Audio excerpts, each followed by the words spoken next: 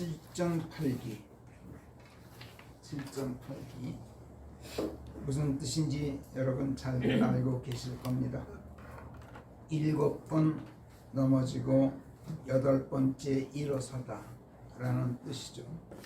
여러 번 실패한 끝에 결국 성공하는 것을 의미하는 것으로 보통들 이해하고 있는데 사실은 그게 아닙니다.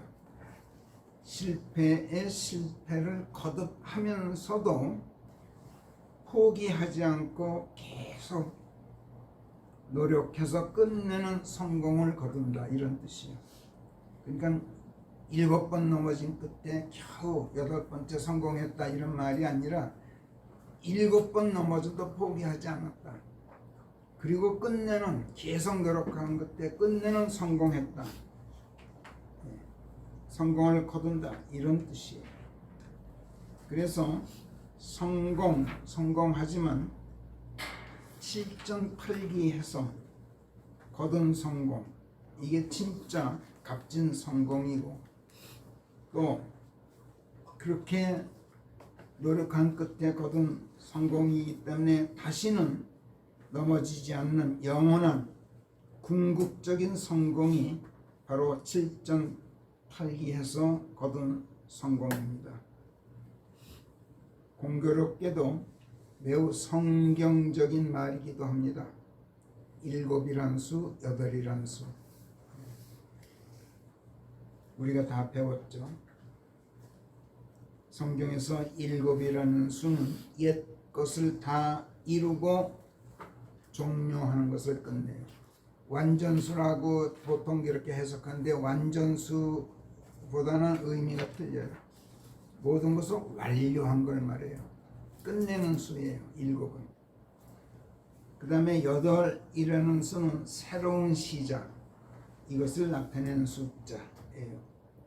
그래서 성경에서 안식일, 즉 일주일의 7째 날인 토요일은 율법의 의를 다 이루고 종료하는 것을 뜻해요. 이루고 종료했단 말이에요. 그리고 일주일의 첫째 날인 일요일이 첫째 날인데 그 목사들 모임에서 깜짝 놀래요. 일요일이 7째 날로 잘못 알고 있더라고. 일주일의 첫째 날이 일요일이에요. 근데 전부 7째 날이 일요일로 알고 있더라고. 나 이 양반도 답답해. 일주일의 8째 날에 해당해요. 첫째 날이면서 일주일의 8째 날이란 말이에요. 성령에서 태어난 그리스도인들이 성령의 새로움 안에서 새 삶을 시작하는 것을 뜻하는 날, 그게 일요일이에요. 8째 날이란 말이에요. 원래 안식일은 창세기에서 엿새 동안 만물 창조를 끝내시고 7째 날에 안식하시는 가운데 그 7째 날을 성결케 하시고 하나님의 날로 복되게 하신 날이었어요. 안식일은 창세기 2장 1, 2, 3절에 의하면. 그런데 훗날 이것을 모범 삼아서 일주일 중에서 엿새 동안은 일하고 7째 날은 모든 세상 일들을 중단하고 다만 하나님께 예배드리면서 휴식하도록 율법으로 하나님께서 규정하셨죠. 그러나 예수께서 내 모든 죄들을 대신 짊어지고 나를 대신해서 십자가에 달려 대속의 죽음을 죽으심으로써 하나님과 나 사이의 옛적 원수 관계를 끝내시고 하나님과 화목한 관계가 이루어진 새로운 시대를 여시고 부활 승천하신 뒤에 신약 시대가 펼쳐지게 되었어요. 그러자 교회들이 안식일 대신 일요일에 집회를 갖고 예배를 드리게 되었는데, 이것은 예수께서 율법의 의를 이루시고 율법을 끝내셨기 때문에 안식일에 집회를 열고 예배를 드렸던 옛 관행을 종료하고 새로운 시작을 나타내는 여덟째 날에 해당하는 일요일에 예배 모임을 갖게 된 것. 성경에는 없는 말씀이지만 자연히 그렇게 됐어요. 초대교회 시대에. 그런가 하면 우리가 다 공부한 바 있습니다만 옛사람의 죄의 몸을 멸함으로써 육신의 일들을 끊고 또 육신이 속한 세상과의 결별을 상징하는 의식으로 할례 의식을 치렀는데 출생 후 8일째 되는 날에 할례 의식을 치르도록 하나님께서 규정하셨죠. 이것도 새로운 삶의 출발을 상징적으로 나타내기 위함이었다는 걸 우리가 성경에서 찾아냈어요. 우연인지는 모르지만 7.8기라는 말은 바로 이런 점에서 성경적이란 말이에요. 이 말을 하나님께 적용하기는 민망스러워요. 하나님께서 7번 넘어지고 8번째 승리하신다. 하나님께서 넘어진다, 실패하신다, 이런 말을 적용하기가 민망스럽단 말이에요. 그렇긴 하지만 아까 제가 대표 기도하면서 하나님께 말씀드렸듯이 인간만큼은 그 창조 자체가 창조 자체는 성공적이었을지 모르지만 인간 창조의 결과는 하나님께서 인간을 창조하신 그 자체는 성공적이었을지 모르지만 인간을 창조하신 뒤에 나타난 결과는 실패였던 것이 분명해 보여요. 뿐만 아니라 노아 이후의 인간 역사를 성경에서 우리가 찾아보더라도 인간을 통한 하나님의 세계 경영 계획도 실패로 끝났음을 우리가 분명히 보고 있어요. 오늘부터 성령께서는 인간을 통해서 세계를 경영하시고 인류 역사를 이끌어가고자 하시는 하나님의 계획이 시대마다 번번이 실패로 돌아갔음을 우리에게 이제 증언하시게 돼요. 솔직하게 그걸 증언하신단 말이에요. 성경에서 요한계시록 마지막 책인 요한계시록 마지막 장에 이르기까지 하나님의 세계의 경영 또 인류 역사를 이끌어 가신 그거는 다 실패였어요. 최후의 승리는 요한계시록에 가서 마지막에 이루어져요. 그때까지는 모든 게 실패로 끝나요. 그것을 하나님께서 솔직하게 성경에 기술을 하시는데 조금 더 주저하지 않고 말씀하고 계셔요. 하나님께서 실패하신 역사가 성경의 대부분이란 99%예요. 창세기 10장은 대홍수로 인한 인류의 멸망 이후에 노아의 세 아들 셈과 함과 야펫으로부터 새로 시작해서 지면을 다시 가득 채워가는 새로운 세대들의 출현만을 기술하고 있어요. 아까 우리가 읽어봤듯이. 그렇기 때문에 하나도 재미가 없고 읽기가 지루하기만 한 서술들이죠. 그래 마태복음 1장이나 마찬가지로 사람들이 건성으로 남아도 읽질 않아요. 그냥 넘어가는 장으로 우리 설교자들에게도 창세기 10장에서 어떤 흥미를 끌만한 설교 주제를 도출해내는 건 불가능해요. 주제의 설교는 말할 것도 없고 강의 설교조차도 하기가 어려운 장이 창세기 10장이에요. 저는 일주일 동안 고민했어요. 오늘 어떻게 설교할 것인가. 근데 성령께서 인도하셨어요. 성경의 저자이신 성령께서는 노아의 세 아들 셈과 함 그리고 야펫의 세대들을 이제 보면 이러하니라. 홍수 뒤 그들에게 아들들이 태어났더라. 야펫의 아들들은 고메로와 마곡, 마다이와 야완, 투발과 메색 그리고 티라스라. 이런 식으로 아주 담담하게 서술을 하셔요. 그렇지만 아까 말씀드렸듯이 하나님의 인간 창조가 실패로 돌아간 뒤 노아의 세 아들들로부터 인류 역사에 새로 등장하는 세대들 또한 최초의 사람 아담 이상으로 하나님께 안겨드리는 또 한 번의 쓰라린 실패의 아픔을 그 지루한 성경 말씀 행간에 숨겨놓고 계셔요. 그냥 10장을 읽으면서 행간에 숨어있는 걸 찾아보면 깜짝 놀라게 된단 말이에요. 창세기 10장은 그 재미로 읽어야 돼요. 그걸 찾아내는 건 성령의 조명 없이는 불가능해요. 주의를 기울여서 꼼꼼히 생각하면서 한 구절 한 구절을 읽다 보면 하나님의 쓰라린 심정을 발견하게 돼요. 그 아픔을 공감하게 돼요. 그런 가운데 나는 과연 하나님께 실패의 아픔이 아니라 성공의 기쁨을 안겨드리고 있는가를 반성하게 돼요. 이런 점에서 성경 말씀들의 그 건조한 문체들과 내용의 지루함을 안기는 이 따분함을 덜게 돼요.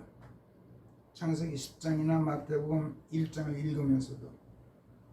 그래서 오늘 시간 닿는 데까지 한 구절씩 읽으면서 어떤 세대들이 누구에게서 비롯해서 세계 역사에 등장하였고 그 세대들이 또 어떤 실패의 아픔을 하나님께 안겨드리게 되었는지 기술하는 관련 구절들을 성경에서 탐색해 보기로 하겠는데, 오늘 제가 다 프린트를 다는 아니지만 상당히 많은 부분을 프린트해 드렸어요.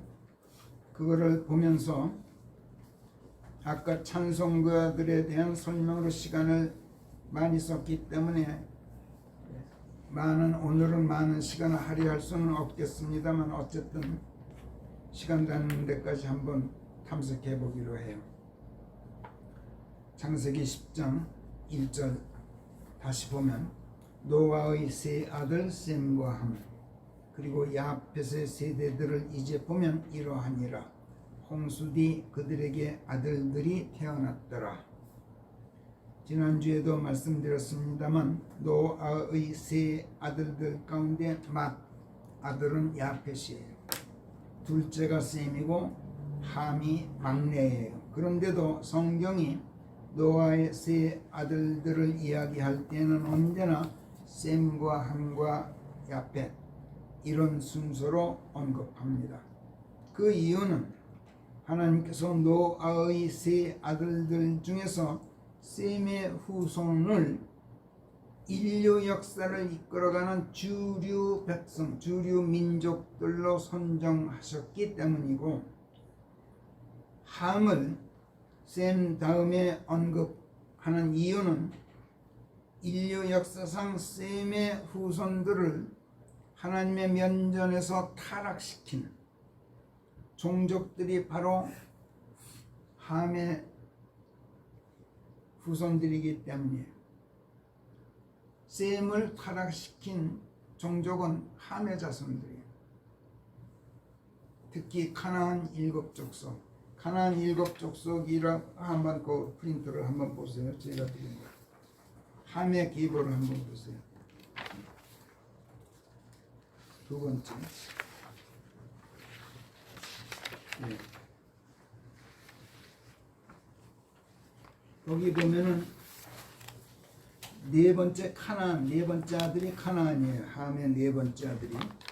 첫째가 쿠스, 둘째가 미즈라임, 셋째가 붓, 넷째 아들이 가나안인데 가나안의 아들들은 또 몇 명이에요? 11명이야.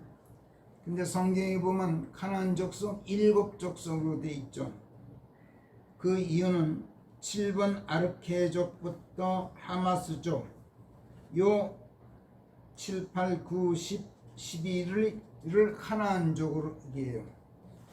그래서 그거 이렇게 점선으로 했는데 그걸 이렇게 묶으세요. 7번부터 11번까지가 가나안족이란 말이야. 그 신명기 7장 1절에 보면 그걸 알 수 있어요.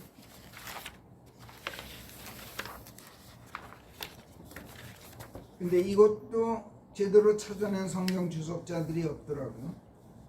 그러니까 가나안 7족속 그러면 첫째 시돈, 그 다음에 히타이트, 두 번째 헷, 세 번째가 여보스, 네 번째가 그 악명 높은 아모리족, 그 다음에 다섯 번째가 기르가스, 여섯 번째 히위족, 그 다음에 아르케에서부터 하마스족까지가 가나안족. 그래서 7족속이란 말이에요. 가나안.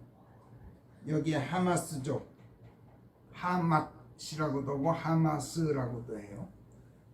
지금 이스라엘이 하마스를 공격하고 있죠. 바로 가나안 족속 속에 막내 아들 가나안의 막내예요. 함의 넷째 아들인 막내 아들인 가나안의 막내 11번째가 하마스란 말이에요. 그러니까 오늘날까지도 속을 썩여요. 이런 걸 우리가 역사에서 성경에서 찾아보면은 인간이 쓴 역사서보다도 더 흥미진진해요. 이거를 제대로 알면. 그래서 그런 의미에서 제가 이 계보를 이렇게 자세히 프린트해 드리는 것이고, 그 다음에 그 관련 구절들 노아에서 야곱까지 계보 첫 번째 페이지 한번 보세요. 야펫, 맨 처음에 고메르, 두 번째 마도, 세 번째 마다이는 메대예요. 메데 페르시아, 다니엘서 읽으면서 메데 페르시아라는 말이 나오는데 그 메데의 출처를 아는 사람이 없어. 그래서 그 메데의 출처에 대해서 제가 다 성경에서 필요한 구절 대목들은 다 찾아놨으니까 잘 읽어보세요. 메데가 사실은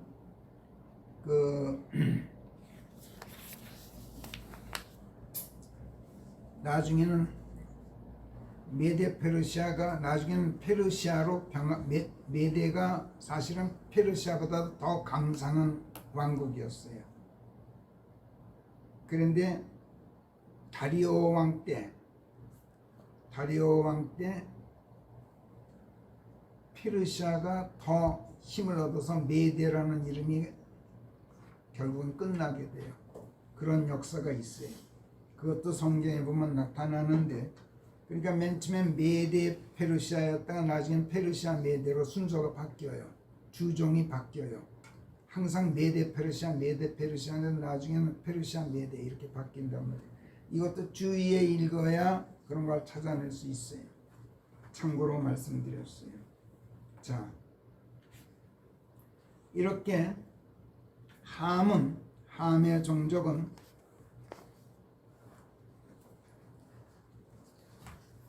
셈이라는 그 하나님께서 인류 역사를 이끌어가는 주류 민족으로 선택하신 셈의 후손들을 타락시키는 그 장본인들이에요. 그래서 셈을 얘기한 다음에 함을 먼저 거명하시는 거예요. 그 다음에 야펫을 꼴찌에 두시는 이유는 인류 역사 내내, 잘 들으세요, 야펫은 주로 유럽 민족이에요. 서구 민족, 러시아를 포함합니다. 야펫을 꼴찌에 여기서 두시는 이유는 인류 역사 내내 하나님을 속썩인 종족이 바로 야펫의 후손이에요. 하나님을 네, 지금까지도 하나님을 속삭이고 있어요. 이 앞에서. 그런데 그들에게서 태어난 후손들의 계보를 기술하는 여기 창세기 10장에서는 맨 먼저 야펫의 계보부터 기술하기 시작하셔요. 왜 그럴까? 짐작컨대 그 이유 또한 하나님을 속속인 민족들이 야펫의 후손들이어서 인류를 통한 하나님의 세계 경영 실패가 얼마나 하나님을 마음 아프시게 해드렸던가를 지금 성령께서 눈에 보이지 않게 여기서 드러내고 계신 것이 아닐까, 이렇게 제가 짐작해 봤어요. 2절을 보세요. 2절부터 5절까지. 야펫의 아들들은 고메로와 마고, 마다이와 야완, 투발과 메색, 그리고 티라스라. 그리고 고메르의 아들들은 아스크나즈와 리팟, 그리고 토가르마라. 야완의 아들들은 엘리사와 타르시스, 그리고 기팀과 도다님이라. 이들에 의해서 이방인들의 섬들이, 보세요, 유럽 민족을 이방인들이라고 여기서 언급하셔요. 그러니까 우리는 이방인 출신이다 이렇게 여태까지 배웠는데 우리는 이방인 출신이 아니에요. 성경에서 이방인 할 때는 주로 헬라인, 그리스인들을 중심으로 한 유럽 민족, 야펫의 후손들을 이방인들로 간주했단 말이에요. 이방인들을 다시 다른 말로 하면은 이교도들이에요. 이교도들. 이들에 의해서 이방인들의 성들이 그들의 땅들 안에서 나뉘었나니 그들의 민족들 내에서 그들의 시족들에 따라 각기 자기 언어를 쫓아 분리되었더라. 자, 고메르다, 마다이다, 야완이다, 투발, 티라스, 또 아스크니스, 리팟, 토가르마. 이거 다 노아의 큰아들 야펫에게서 나온 후손들 이름인데 어떠세요? 다들 낯설게 들리죠? 그래서 성경에서 이런 종족들이 언급되거나 이 종족들이 세운 성읍 이름이 또 다 종족 이름으로 되어 있어요. 성읍 이름이. 그래서 그 도성에 대해서 또는 그 종족에 대해서 하나님께서 무엇라고 말씀하시는지 성경 여러 곳에서 제가 찾아봤는데 우선 이사야서 23장으로 가봅시다. 23장 1절에서 투로에 대하여 짐 지어진 말씀이라 이렇게 맨 처음에 말씀해요. 짐 지어졌다. 이 말은 하나님께서 세상 사람들에게 전하라고 선지자 같은 하나님의 메신저들에게, 하나님의 사절들에게 주신 말씀을 말해요. 그런데 그 말씀들이 사람들에게 냉큼 가서 전하기가 마음 내키지 않는 아주 암울한 메시지들이에요. 마치 무거운 짐을 진 것처럼 부담스러움을 안겨주는 그런 말씀이야. 얼른 가서 전할 수가 없어. 하나님께서 내 정춘이 자매한테 가서 이 말 전해라 하고 말씀했는데 이게 좋은 소식 같으면 냉큼 가서 전하겠는데 영 입이 떨어지지가 않는 말씀이란 말이에요.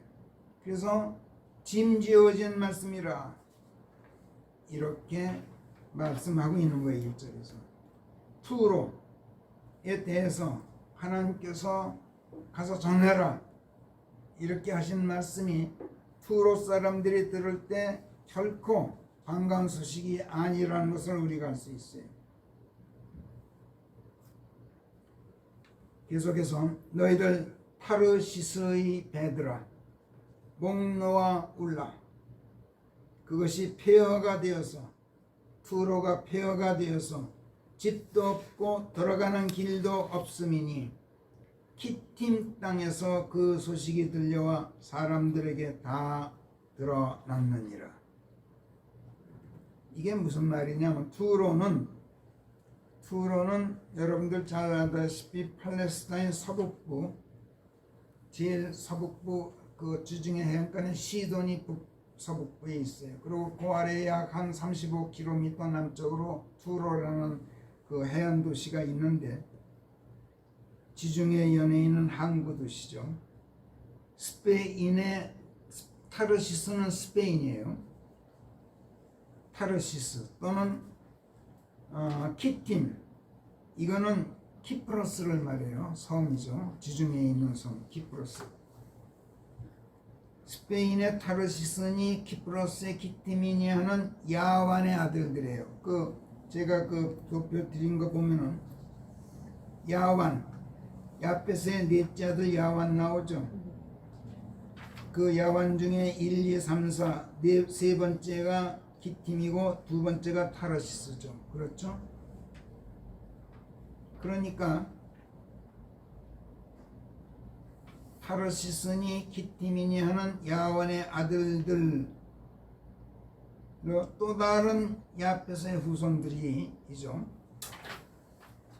그 후손들이 건설한 왕국들을 정벌하고 식민지화해서 그들과 해상 무역을 통해서 매우 부강해진 투로 왕국을 말해요. 그런데 그 투로의 역사를 보면 헤로도투스 유명한 고대 히랍의 역사가였죠. 아시리아나 바빌론 같은 세계 제국도 투로 왕국을 무너뜨리지 못했어요. 소왕국인데도. 또 마케도니아의 대정복자 알렉산더 대제, 그 알렉산더 대제조차도 투로를 공략했지만 함락시키지 못했어요. 또 전 세계를 식민지화했던 로마 제국 투로만큼은 식민화시키지 못했어요. 자치령으로 두었어요. 그 정도로 강성했어요. 투로가. 어떻게 해서 그렇게 힘을 얻었을까요?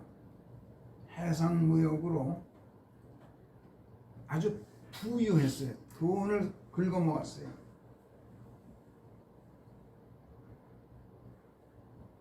여기 이사야서 23장 8절에서 보면 투로를 더없이 영화로운 그 성읍 이렇게 말씀해요.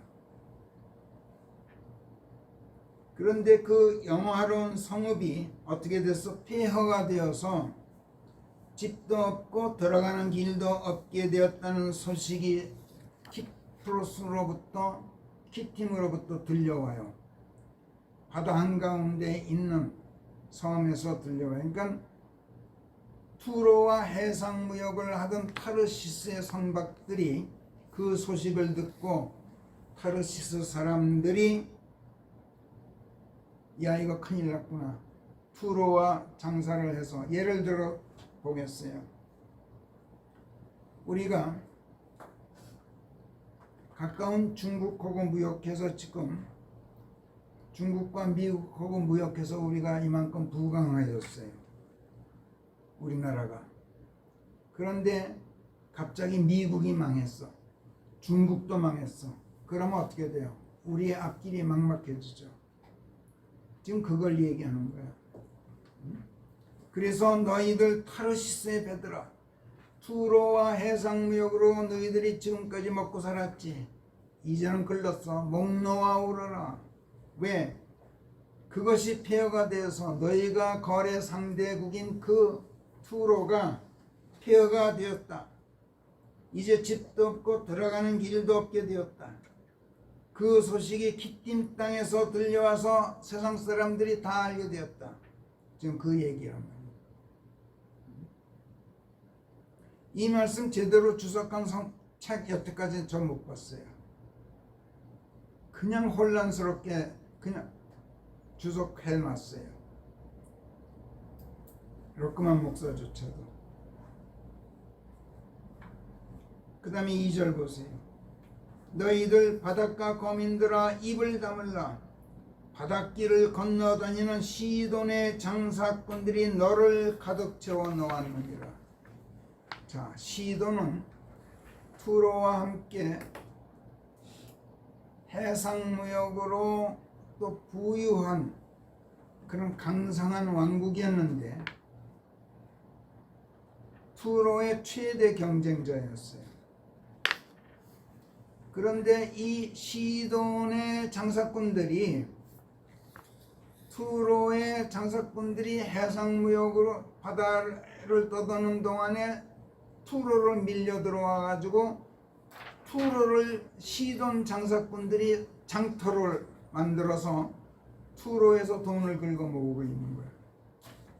경쟁 상대가 쉽게 말하면 이거예요. 여러분들 직구 아시죠? 중국의 알린이 뭐냐는 거. 쿠팡이 지금 얼마나 비상에 걸렸어요. 중국의 싸구려 때문에. 중국의 그 온라인 그 보면은 온라인 그 광고 보면은 믿어지지 않을 정도야. 가격이 싸서. 물류창고가 한국에 어마어마하게 있어가지고 하루 만에 배달이 돼, 물건이. 나는 한 번도 그런 거 구매해 본 적이 없지만 신문 보니까 그래. 그래, 쿠팡이니 무슨 G마켓이니 이런 게 지금 비상에 걸렸어. 외국 장사꾼들이 한국을 장터로 만들고 돈을 긁어모으고 있단 말이에요. 그래서 너희 바닷가 거민들아, 투로의 거민들아, 이제는 꼼짝없이 너희가 죽었다. 입 다물어라. 시돈의 장사꾼들이 너를 가득 채워놓았다.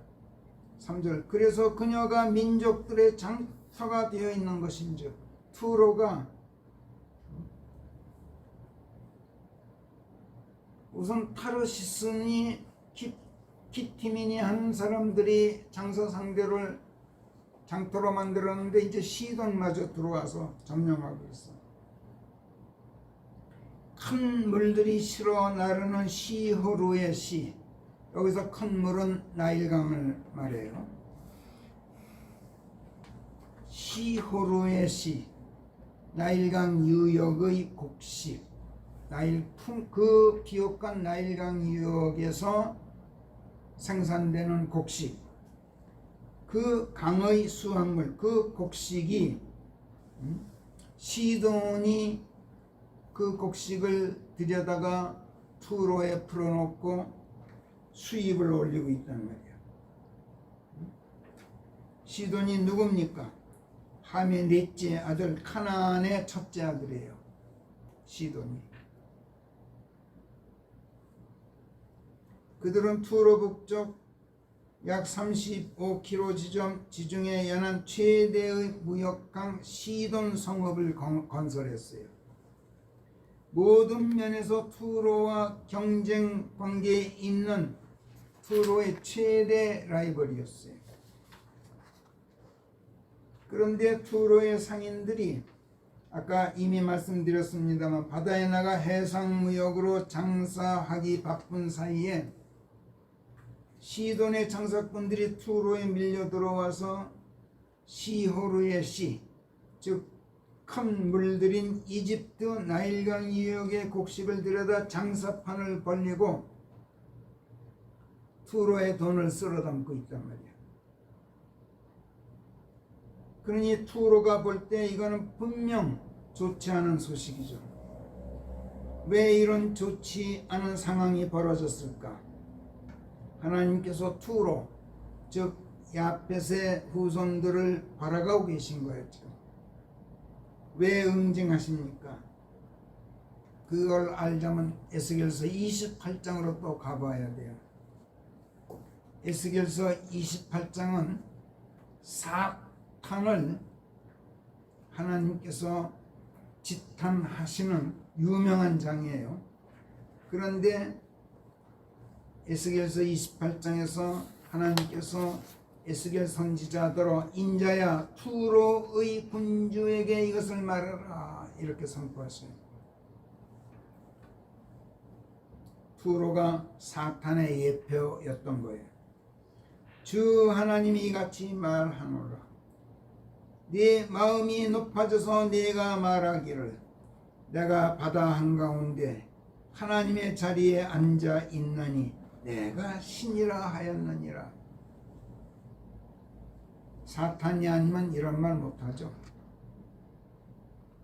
투로가 어떻게 하다가 이렇게 교만하게 되었습니까?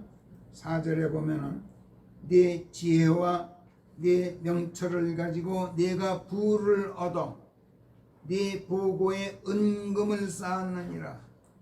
네가 아주 부자가 되었느니라. 너의 대단한 지혜와 네 교육 수완으로 장사 수단으로 네가 네 재물을 늘려서 네 부 때문에 네 마음이 높아졌느니라. 장사해서 부자가 되자 교만해져서 내가 하나님이다 하였기 때문에 하나님께서 투로를 응징하셨단 말이야. 그런데 여기서 투로는 이미 말씀드렸듯이 사탄의 예표예요. 피조물들 중에서 그 누가 내가 바다 한가운데 하나님의 자리에 앉아 있나니 내가 신이다 라고 말할 수 있습니까? 하나님을 자처하는 주인공은 사탄 하나밖에 없어요. 사탄은 교회들을, 기독교 교회들을 앞잡이들로 내세워서 돈을 긁어모으고 있어요. 우리나라 대형 교회들이 다 그렇잖아요. 그래서 교회들이 부자가 되어서 교만해진 나머지 하나님의 자리에까지 자기들을 올려놓고 있어요. 그들은 하나님을 팔아먹으면서 저희들이 하나님의 위치에 올라가 있단 말이에요. 투로가 누구의 자손입니까? 노아의 자손입니다. 노아의 아들 야펫의 후손이고 야펫의 넷째 아들 야완의 아들들인 타르시스와 kittim의 후손들이에요. 투로가. 그들이 누구들입니까?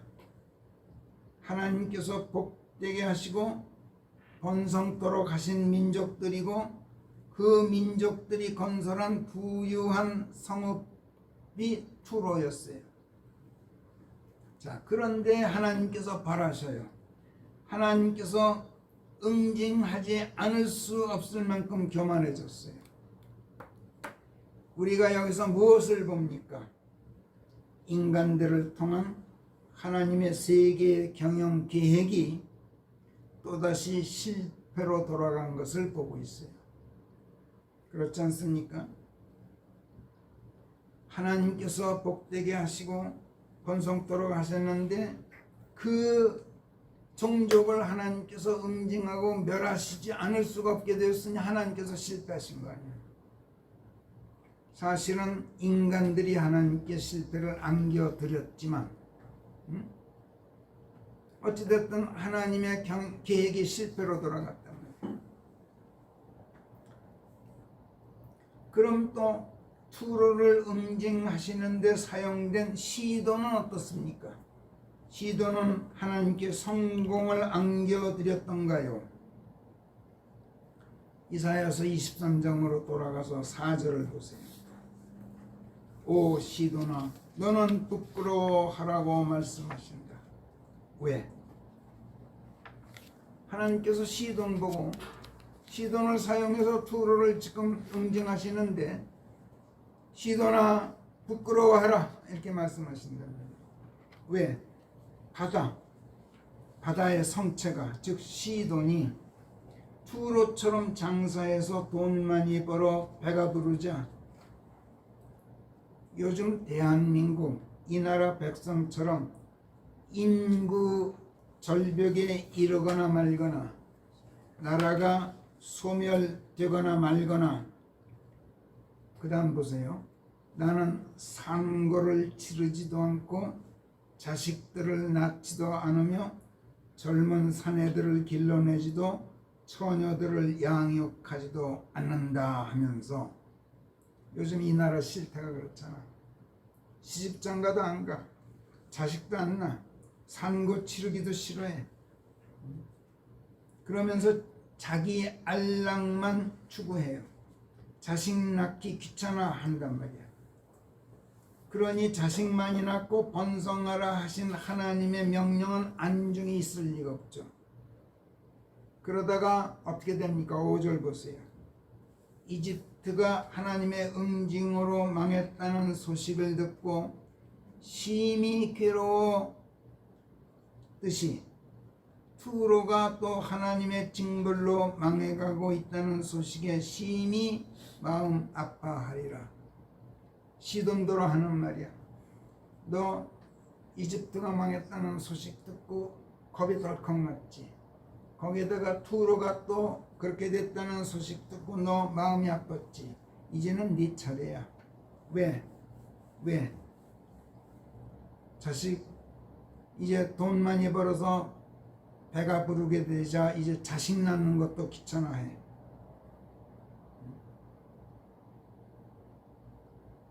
그런데도 망하는 것 깨닫지 못한 채 너 주저앉아 있으니 너 부끄럽지도 않느냐? 지금 대한민국 백성들 하시는 말씀이야. 이거는 이 나라 지금 이 백성 보통 부끄러운 백성이 아니에요. 지금 그 다음 6절. 너희들아 타르시스로 건너가라. 너희들 바닷가 거민들아 울부짖으라. 시돈과 두로를 싸잡아서 하시는 말씀. 타르시스로 건너가라. 타르시스로 이제는 망명 가라. 네 나라는 이제 사라져 없어져. 시돈은 결국 소멸되고 말 터인즉 그러니 차라리 투로의 식민지인 스페인으로 일찌감치 해외 이주해라. 타르시스는 투로가 식민지화했던 도시였어요. 스페인. 그러니까 하나님께서 지금 야유하고 계신 거야. 야펫의 후손이 타르시스가 누구야? 함의 후손들 아닙니까? 그 함의 후손들 밑으로 기어 들어가라고 지금 하나님께서 야유하시는 거예요. 얼마나 치욕입니까? 야펫의 후손이 함의 후손들 밑으로 기어 들어간다. 이게 무슨 뜻이야? 종들의 종이 되는 그 함 밑으로 야펫이 기어 들어간다니 이 얼마나 치욕이냔 말이야. 7절. 너희가 흥청대며 즐거워하는 성읍 옛날의 고색 창연함이 겨우 이것이냐? 시돈도로 역시 말씀하시는 거예요. 그러나 이것은 그들 스스로가 자신에게 치욕을 안겼기 때문이지 하나님께서 그렇게 하신 게 아니야. 제 안락만 추구하면서 시집장가 가서 자식 낳기 귀찮아 하다 보면 이렇게 스스로 자신에게 치욕을 안기게 돼. 대한민국의 이제 미래 역사가 보여. 그녀 자신의 두 발이 그녀를 멀리 옮겨 더부살이 시키리라. 이제는 나라가 없어져서 중국이나 뭐 이런 나라에 가서 우리가 더부살이 해야만 될 판이야. 부끄럽게도. 일찍이 하나님께서 창세기 9장에서 함 자손은 종의 종이 되리라고 노아를 통해서 예고하셨잖아요. 시돈이 타르시스로 건너가 더부살이 한다. 이건 바로 이 예고대로 치욕을 당하는 거예요. 민족적인 치욕. 하나님께서는 투로도 멸하셨어요. 왜? 에스겔서 28장에서 봤죠. 대단한 지혜와 장사수완으로 재물을 늘리더니 그 부 때문에 마음이 높아졌기 때문에 그랬어요. 그런데 그 계획을 하나님께서 세우셨으니 하나님께서 이제 그 계획을 실행하셔서 8절 더 없이 영화로운 그 성읍 그 상인들이 영주들이요 그 거래상들이 땅의 귀족들인 투로에 대한 이 계획을 누가 세운 줄 아느냐? 사탄의 앞잡이가 되어 있는 장사하는 교회들, 돈 많은 교회들, 이 땅에 돈 많은 교회들 결국은 멸망할 텐데 그 모든 계획을 하나님께서 세우셨답니다. 9절 만군의 주께서 그것을 계획하셨나니 자랑에서 나오는 모든 교만이 녹슬고 땅의 모든 귀족들이 치욕에 처하게 하시려고 그러셨느니라. 여기서 이제 하나님의 실패하시는 이유를 알게 돼요. 하나님께서 실패하실 수 없는 분야, 실패란 말이 적용될 수 없는 분야, 전능자 아니야. 하나님은 전지자 아니야. 그런데 7.8기라니. 그렇지만 땅의 모든 귀족들,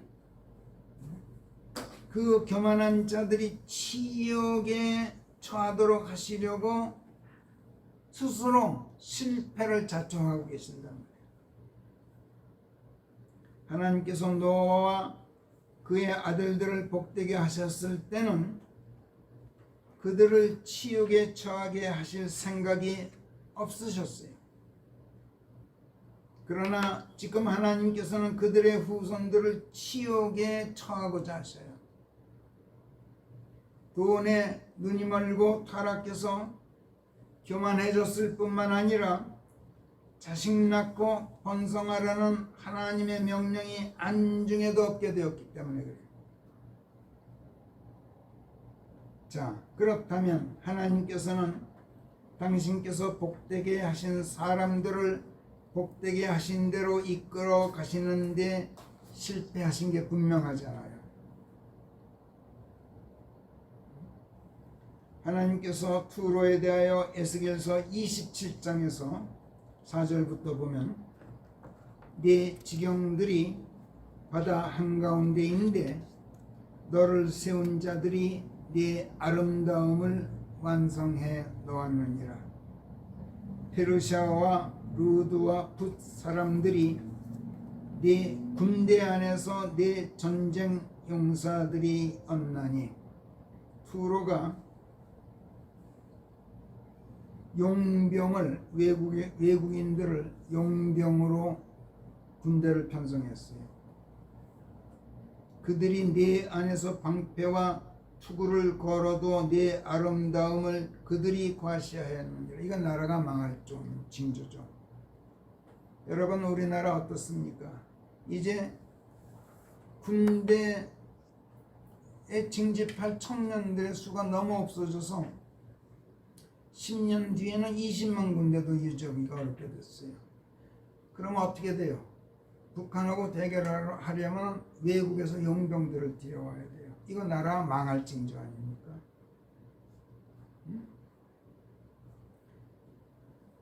세상에 작전 중에 쫄병 하나가 실수해서 죽었는데 지금 그 사단장을 가지고 지금 재판하려고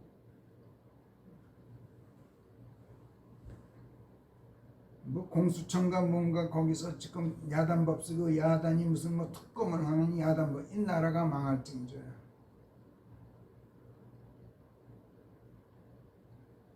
투로가 왜 망했는지를 지금 보고 여기서 말해요. 너 내 힘으로 돈은 많은데 강성한데 알고 보면 네 군대가 전부 용병들 아니야. 외국에서 끌어온. 네 군대와 함께한 아루와 사람들이 네 성벽들 주변에 꼭 붙어 있었고 감마드 사람들이 네 탑들 안에 있었나니 그들이 저희들의 방패들을 네 성벽들 주변에 걸어두고 있어 네 아름다움을 그들이 완전하게 해주었느니라. 그러니까 아름다워봤자 강성해봤자 너 헛거야. 타르시스가 갖가지 재물들의 많음으로 인하여 그가 네 상인이었나니 그들이 은과 철 주석과 납을 가지고 네 장터들에서 장사를 하였느니라. 네가 아무리 경제가 번영해도 알고 보면 중국 사람들이 와서 지금 판을 치고 있어. 그렇지만 표면상으로 보면 투로가 흥청망청하니 여기까지만은 봐도 하나님께서 실패하신 것 같지는 않은 것 같아. 그러나 그럼에도 불구하고 에스겔 선지자 보고 뭐라 그래요? 투로를 위하여 한 애가를 지으라. 슬픈 노래를 지어 불러라. 이렇게 지시하셔요. 에스겔 선지자에게. 왜? 27장 3절 에스겔. 오 너 바다 어귀에 위치하여 수많은 섬들에 대해서 사람들의 장사치였던 중략하고 오 두로야 네가 말하기를 내가 완전한 아름다움을 지녔다 하였습니다. 전부 헛것이었는데 아름다움 보였지만 아름다운 게 아니었어. 강한 것 같았지만 외국 영병들이었어. 경제가 번영한 것 같았지만 전부 타르시스니 시돈이니 하는 기팀이니 하는 장사꾼들이 와서 장터를 벌리면서 돈을 긁어모으고 있어.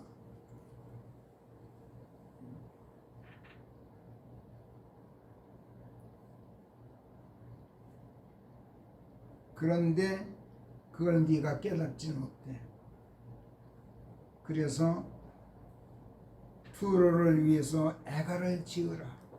하나님께서 그렇게 선지자에게 지시하셨어요. 투로는 그 제가 프린트해드린 야베스의 후손들 보세요. 7째 아들이 누구예요? 티라스죠. 그 티라스가 바로 투로에 해당해요.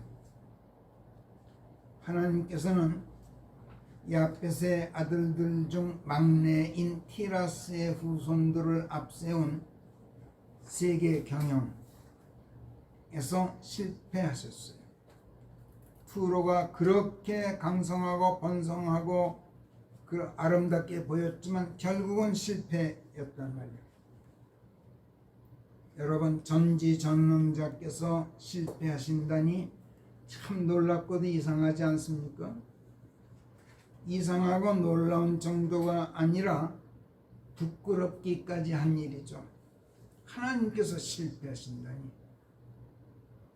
그렇지만 여러분, 성령께서는 하나님의 이 부끄러운 실패들을 숨김없이 담담한 어투로 지금 언급하고 계세요. 그 밖에 다른 종족들과 관련해서는 또 어떠하셨습니까? 에스겔서 27장 13절부터 보면 야완과 투발과 메색 그들이 네 상인들이었나니 그들이 네 장터 안에서 인신매매를 하고 놋기명들을 팔고 샀느니라. 토가르마 집 사람들이 네 장터에서 말들과 마부들과 노새들을 팔고 샀느니라. 드단 사람들이 네 상인들이었나니 많은 성들이 네 손에 있는 상품이어서 그들이 상아뿔들과 흑단을 내게 선물로 가져왔느니라. 사실은 지금 현재 세계 최대의 패권국인 미국에 대해서 지금 하시는 말씀이야. 지금 미국이 중국 상품을 막으려고 굉장히 안간힘을 쓰고 있죠. 왜? 미국 시장이 누구의 장터가 돼 있어요 지금? 야완과 투발과 메색, 그들의 장터가 되고 있어요. 토가르마 집 사람들이 미국을 장터 삼아서 온갖 상품들, 심지어 인신매매까지 하고 있어요. 거기다 드단 사람들이, 드단은 또 누구의 후손입니까 여러분? 함 자손이야. 거기 표를 보시면 그렇죠.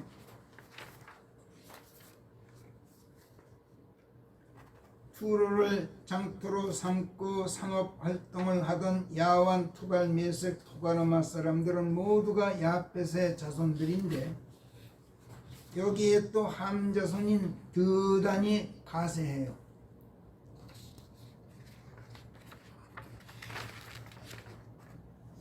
그런데 그 장사치들이 물품들만 아니라 사람까지 팔고 사는 인신매매를 해요. 인신매매는 정상적인 상업이 아니죠. 마약 매매 이상으로 사람을 팔고 사는 것은 그야말로 폐륜 행위예요. 그런데 여러분, 인류 역사상 사람을 사냥해서 노예로 팔아먹은 폐륜의 범죄 행위는 원래 야펫 쪽의 전유물이었어요. 그 유럽 사람들이 한 짓이었어요. 지금으로부터 120년 전까지만 해도 미국이 이런 폐륜 국가였어요. 그런 종족들을 하나님께서 응징하지 않으실 수 있어요? 그래서 에스겔서 38장으로 가보면 2절에서 인자야, 내 얼굴을 마곡의 땅 메색과 투발의 우두머리 영주인 고객에 반목하여 두고 그에 대해 예언하여 이르기를 이같이 말하여라. 주 하나님이 이같이 말하노라. 보라, 오 메색과 투발의 우두머리 영주인 고가, 내가 너를 대적하노라. 그런즉 내가 네 턱에 갈고리를 끼어서, 코에 갈고리를 끼고 턱에 갈고리 끼는 건 하나님께서 리비아단에게 하시는 일이었어요. 욥기에서 리비아단이 마귀의 예표였잖아요.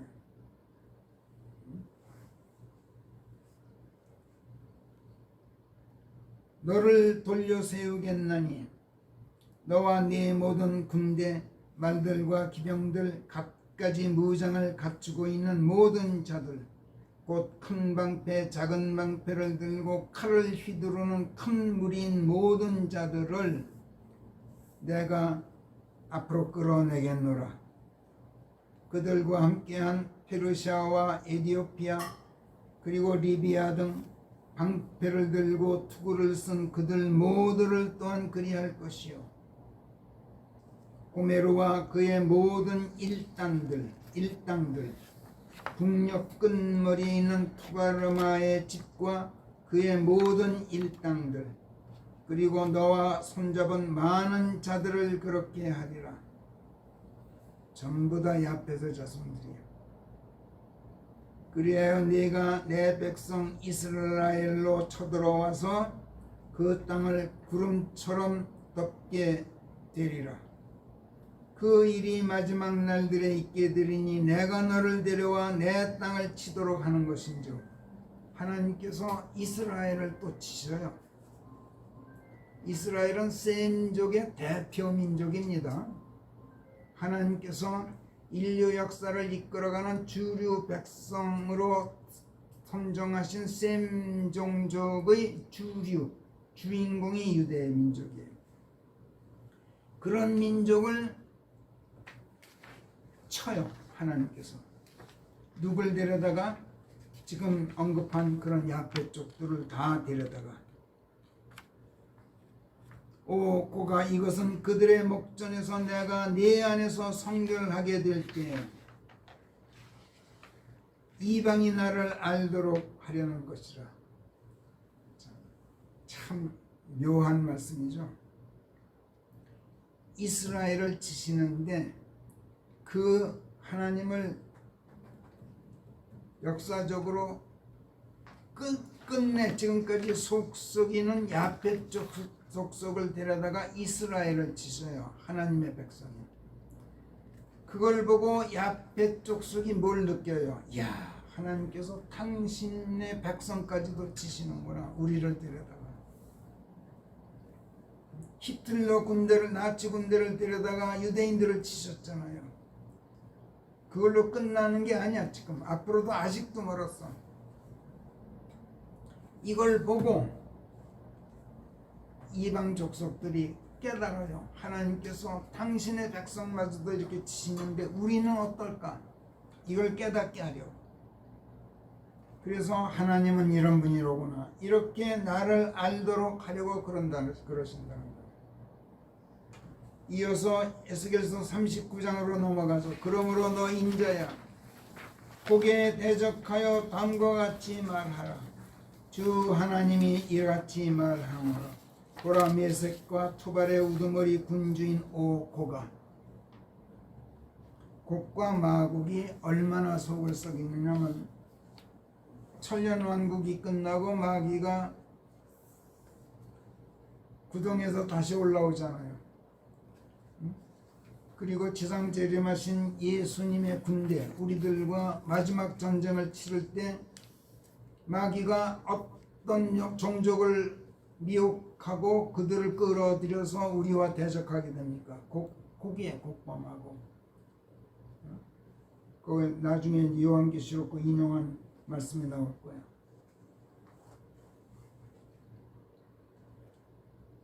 그게 메섹과 투발의 우두머리 군주인 곡이야. 내가 너를 대적하노니 내가 너를 돌려 세울 것인즉. 처음에는 너를 이용해서 이스라엘을 친다마는 너를 돌려 세울 것인즉 단지 내 6분의 1만 남겨두어서 너로 하여금 북방에서 일어나게 하겠노라. 그리고 너를 이스라엘의 산들 위에 데려다 놓으리라. 그리고 내가 네 활을 쳐서 네 손에서 떨어뜨리고 네 화살들로 하여금 네 오른손에서 떨어지도록 하겠노라. 그러면 이제 곡이 망하는 거죠. 네가 이스라엘의 산들 위에서 쓰러지게 되리니 너와 네 모든 패거리들 그리고 너와 함께한 백성이 그리 될 것인즉 내가 너를 온갖 종류의 모든 굶주린 새들에게 주고 들판의 짐승들에게 주어서 삼켜지게 하겠노라. 네가 빈들에 쓰러지게 되리니 이는 내가 그것을 일러 놓았음이라. 주 하나님이 말하노라. 나는 또 마곡과 섬들에서 마음 턱 놓고 살고 있는 자들 가운데로 불을 보내겠나니 그래야 그들이 내가 주라는 것을 알게 되리라. 이렇게 하여 내가 내 백성 이스라엘 한가운데서 내 거룩한 이름이 알려지도록 하겠노라. 7전 8개 하겠다는 말씀이야. 내가 여태까지 인간 창조에서부터 시작해서 인간을 통한 세계 경영 계획에서 실패를 거듭했다. 그렇지만 나는 포기하지 않았다. 끝내 나는 팔기할 것이다. 그리고 내가 그들로 하여금 내 이름을 더는 오염시키지 않게 할 것인즉 그러면 내가 주요 이스라엘의 거룩한 유일자임을 이방이 알게 되리라. 이렇게 곡과 마곡에 대해서 예고하시면서 하나님의 심판, 곡과 마곡을 결국 어떻게 하실 것인지 요한계시록 20장에서 다시 한번 재확인, 하고 계세요. 20장 요한계시록 20장 7절부터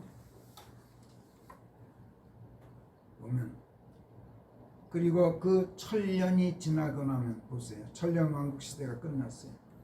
그때 사탄이 그의 감옥에서 풀려날 것이요, 밖으로 나와서 땅의 네 방면에 있는 민족들 곧 곡과 마곡을 미혹하여 그들을 모아 전장으로 보낼 것인즉 그들의 수가 바다의 모래와 같으니라. 그리하여 그들이 드넓은 땅 위로 올라가 성도들의 진영인 그 사랑받는 도성을 에워쌌느니라. 그런데 하나님께로부터 나오는 불이 하늘에서 내려와 그들을 삼켜버리더라. 그리고 그들을 미혹했던 마귀가 그 짐승과 그 거짓 선지자가 있는 유황이 불타는 그 불못으로 내 던져졌나니 영원 무궁토록 밤낮으로 고통을 받게 되리라. 이렇게 심판이 예고돼요. 여러분, 그렇다면 우리 셈의 후손들은 어떻습니까? 셈족 중 가장 우위에 있는 유대인들도 인신매매 같은 폐륜적 범행을 자행했잖아요. 아주 오래전부터. 다름 아닌 야곱의 아들들이 그런 짓 했잖아요. 그들은 요셉을, 제 형제를 미디안 상인들에게 노예로 팔아 넘겼어요. 이 지경이니 다른 종족들 볼 것도 없잖아요. 인간 경영과 인간을 통한 세계 경영, 그리고 인류 역사 경영, 여기서만큼은 하나님께서 아직까지 성공하신 적이 없어요. 적어도 요한계시록 마지막 장에 이르기까지 하나님의 인류 역사는 하나님의 실패 역사예요. 그렇다면 하나님께서는 왜 실패하시는 것일까? 이미 앞에서 말씀드렸어요. 그리고 성경을 통해 하나님 당신의 실패들을 이처럼 거리낌 없이 밝히시는 이유가 무엇일까? 이걸 우리가 한번 생각해 봐야 돼요. 7전8기 하시는 하나님의 궁극의 승리는 과연 언제 어디서 무엇으로 나타날 것인가? 이것 또한 우리가 성경에서 찾아내야 돼요. 이미 찾아냈지만 여러분 곰곰이 생각하면서 앞으로 성경을 읽을 때마다 이거를 묵상해 보면서 나 자신을 돌아보고 내 나라, 내 민족, 내 백성을 돌아보고 반성할 줄 알고,